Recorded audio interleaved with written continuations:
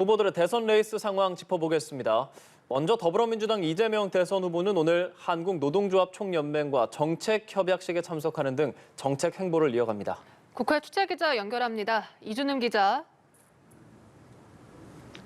네, 민주당 이재명 후보는 현재 한국노총과의 정책협약식에 참여하고 있습니다. 지난 8일 이 한국노총은 임시대의원 대회를 거쳐 이번 대선에서 이재명 후보를 지지하기로 결정을 한 바 있는데요.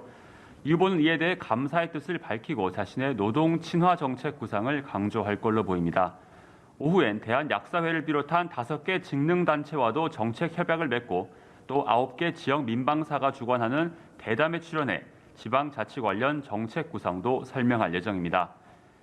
민주당은 국민의힘 윤석열 후보에 대한 공세 수위를 바짝 끌어올렸습니다. 윤호중 원내대표는 이 도이치모터스 주가 조작 범행이 이뤄지던 시기 윤 후보의 부인 김건희 씨의 또 다른 증권 계좌들이 동원된 사실이 언론 보도로 드러났다며 윤 후보 부부에 대한 사퇴를 촉구했습니다. 또 윤 후보의 문재인 정권 적폐 수사 발언에 대해서도 정치 보복이 당연한 나라를 만들겠다는 것이라고 비판하며 적폐 청산이 필요하다면 첫 번째가 윤석열 후보라고 직격했습니다. 국민의힘 윤석열 후보는 어떤 행보를 보이고 있습니까? 야권 후보 소식도 전해주시죠. 네, 국민의힘 윤석열 후보는 오늘 오후 재경 전북도민회 신년 인사회에 참석할 예정입니다. 전북 지역 공약 이행과 국민 통합 노력에 대한 강조를 밝힐 예정인데요. 이 선거 후반부 외연 확장에 안간힘을 쓰는 모습입니다. 같은 시간대 열리는 김종인 전 총괄선대위원장 출판 기념회에는 참석하기 어려울 것으로 보입니다. 국민의힘은 정책 홍보용 무궁화 열차인 이른바 윤석 열차를 내일부터 2박 3일 일정으로 띄워 충청과 호남 지역 13개 도시를 순회하는데요. 윤 후보는 모레 호남행 열차부터 탑승합니다. 국민의힘은 이재명 후보 부인 김혜경 씨의 사과를 두고 날을 세웠습니다. 권영세 선대본부장은 주어도 목적어도 없는 8분짜리 사과쇼라고 평가절하했습니다.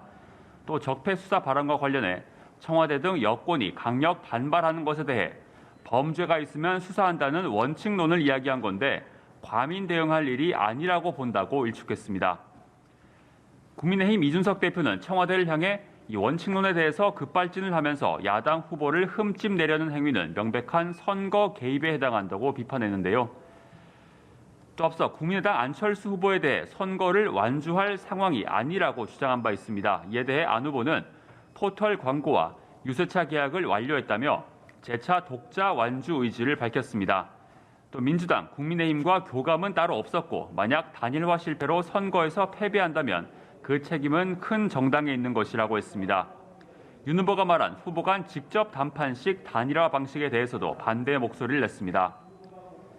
정의당 심상정 후보는 과학기술 부총리제 도입, 정부 출연 연구소 연구비 지원 확대 등을 골자로 하는 과학기술 분야 공약을 발표하고 녹색 기술 혁신과 녹색 산업혁명 시대를 열어나가겠다고 강조했습니다. 지금까지 국회에서 전해드렸습니다.